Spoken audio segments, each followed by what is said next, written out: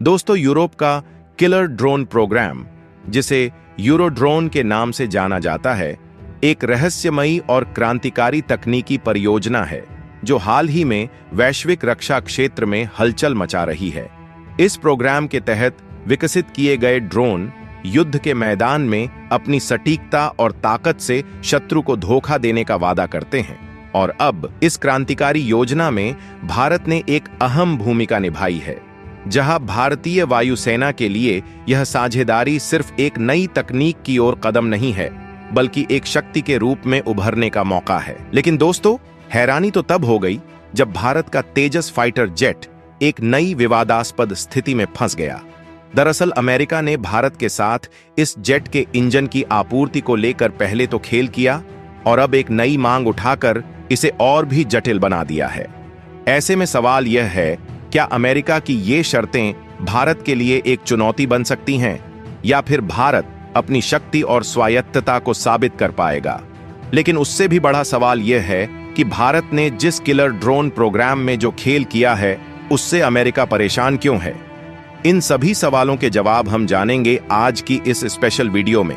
लेकिन आगे बढ़ने से पहले इस वीडियो को एक लाइक करके कमेंट में जय हिंद जरूर लिखें। दरअसल भारत ने एक महत्वपूर्ण कदम उठाते हुए यूरोप के मल्टीनेशनल यूरोड्रोन कार्यक्रम में आधिकारिक पर्यवेक्षक राष्ट्र के रूप में अपनी जगह बना ली है, जो कि एक ऐतिहासिक घोषणा है जिसे organisation of joint armament cooperation OCCAR द्वारा की गई, जिसने भारतीय रक्षा क्षेत्र को एक नई दिशा दी है। इस कार्यक्रम का हिस्सा बनकर भारत को अब अत्याधुनिक Eurodrone medium altitude long endurance male remotely piloted air system RPAS जैसी एडवांस तकनीक से जुड़ने का मौका मिलेगा, जो भारतीय वायुसेना और रक्षा उद्योग के लिए एक गेम चेंजर साबित हो सकता है, क्योंकि इससे उन्हें नई तकनीक, बेहतर सामरिक क्षमताएं और वैश्विक स्तर पर प्रतिस्पर्धा में बढ़त मिलेगी।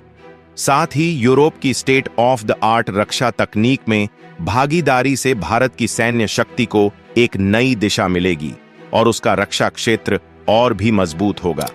और अगर आपको नहीं पता तो बता दूं, OCCAR यूरोप के सबसे प्रमुख रक्षा प्रोजेक्ट्स को मॉनिटर करने वाली संस्था है, जो अब भारत को एक नई और महत्वपूर्ण जिम्मेदारी सौंपने जा रही है।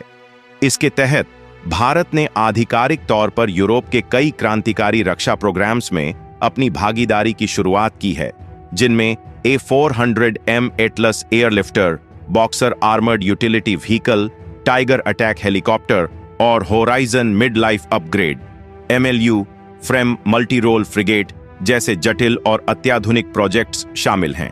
जहां हाल ही में भारतीय दूतावास को पर्यवेक्षक राष्ट्र का स्वीकृति पत्र सौंपते हुए CCAR EA के निदेशक जोआचिम सकर ने इस ऐतिहासिक उपलब्धि पर भारत को बधाई दी और उम्मीद जताई कि यह कदम भारत और यूरोप के बीच एक दीर्घकालिक, फलदायी और पारस्परिक लाभकारी सहयोग की नींव रखेगा। लेकिन हैरानी वाली बात यह है कि भारत का यूरोड्रोन कार्यक्रम में शामिल होना रक्षा क्षेत्र में एक ऐतिहासिक मील का पत्थर साबित हो रहा है, क्योंकि अब भारत जापान के बाद यूरोड्रोन के पर्यवेक्षक राष्ट्र का दर्जा प्राप्त करने वाला दूसरा एशिया प्रशांत देश बन गया है। और देखा जाए तो नवंबर 2023 में जापान के बाद अगस्त 2024 में भारत ने इस सम्मान के लिए आवेदन किया था और अब यह दर्जा भारत को नई ताकत और संभावनाओं से जोड़ेगा। इस पर्यवेक्षक स्थिति से भारत को यूरोड्रोन के अत्याधुनिक तकनीकी डेटा तक पहुंच मिलेगी, साथ ही विमानों के लिए ऑर्डर देने की क्षमता भी बढ़ेगी। हालांकि ध्यान देने वाली बात यह है कि पर्यवेक्षक देश प्लेटफॉर्म के डिजाइन, विकास या कार्यों में भाग नहीं लेते। फिर भी यह भारत के लिए एक बड़ी उपलब्धि है, जो उसे वैश्विक रक्षा क्षेत्र में और अधिक प्रासंगिक बना सकती है। लेकिन गौर करने वाली बात यह है कि यूरोड्रोन कार्यक्रम, जो 2016 में शुरू हुआ था, अब यूरोप की रक्षा तकनीक का एक अहम हिस्सा बन चुका है और इसका अनुमानित मूल्य लगभग $7.3 बिलियन है। इस महत्वाकांक्षी परियोजना का नेतृत्व 4 यूरोपीय देश फ्रांस, जर्मनी, इटली और स्पेन कर रहे हैं, जबकि उद्योग के दिग्गज जैसे एयरबस, डसॉल्ट और लियोनार्डो इसे आगे बढ़ा रहे हैं। यूरोड्रोन का उद्देश्य अमेरिकी MQ-9B रीपर जैसे गैर यूरोपीय ड्रोन सिस्टम्स पर यूरोप की निर्भरता को कम करना है, जिससे यूरोप की सुरक्षा और रक्षा में आत्मनिर्भरता आए। हालांकि इस परियोजना को कुछ बड़ी चुनौतियां भी झेलनी पड़ी हैं, जैसे देरी और बढ़ती लागत, जो इसे समय के साथ और भी जटिल बना रही है। यूरोड्रोन कार्यक्रम के भविष्य पर नजरें गड़ी हैं, क्योंकि इससे न सिर्फ यूरोप की रक्षा क्षमता में वृद्धि हो सकती है, बल्कि यह भारत जैसे देशों के लिए भी एक नया अवसर पेश कर सकता है, क्योंकि भारत अभी तक खुद का जेट इंजन भी विकसित नहीं कर सका है। ऐसे में यूरोड्रोन जैसे कार्यक्रम के जरिए भारत यूरोपीय भागीदारों को साथ मिलकर विमानन क्षेत्र में लंबी छलांग लगा सकता है। लेकिन दोस्तों, जैसा कि सभी जानते हैं कि कुछ समय पहले अमेरिका भारत को अपना F-16 फाइटर जेट बेचने में सफल नहीं हुआ था, जिसके बाद भारत ने स्वदेशी तेजस फाइटर जेट के लिए अमेरिका की कंपनी GE के साथ GE414 इंजन की डील की थी। तो यहां पर कई महीनों से ये कंपनी तेजस फाइटर जेट के लिए इंजन की आपूर्ति को टाल रही है और कंपनी दावा कर रही है कि उसे कल पुर्जे हासिल करने में दिक्कत का सामना करना पड़ रहा है, जिस वजह से भारत की फाइटर जेट योजनाओं को लेकर अब नई मुश्किलें सामने आ रही हैं। लेकिन जब एक तरफ पाकिस्तान और चीन अपनी 5वीं पीढ़ी के फाइटर जेट्स पर काम कर रहे हैं, वहीं दूसरी ओर भारत को अब अपनी योजनाओं में बदलाव करना पड़ रहा है।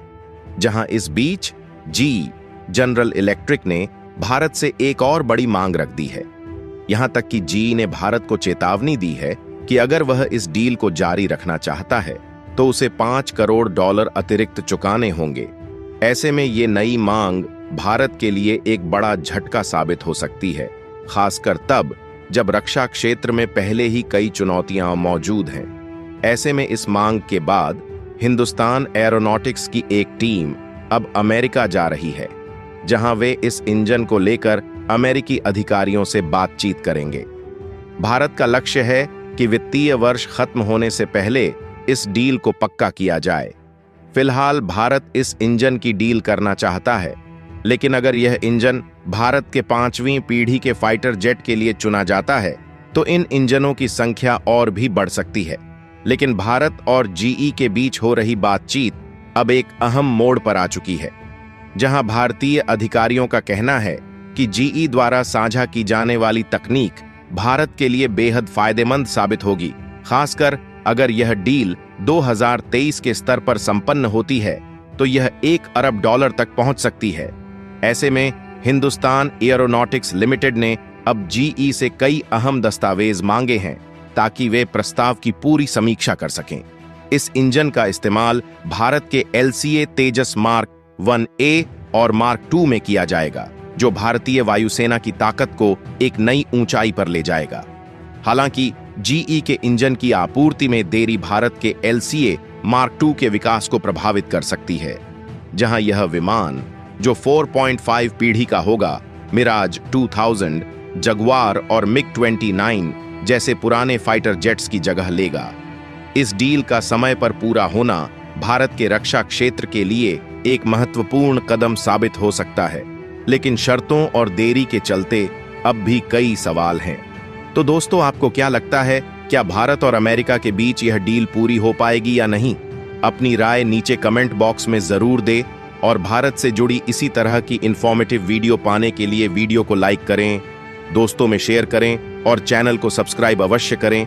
साथ ही बेल आइकन को ऑल पर सेलेक्ट करना ना भूलें। जय हिंद, जय भारत।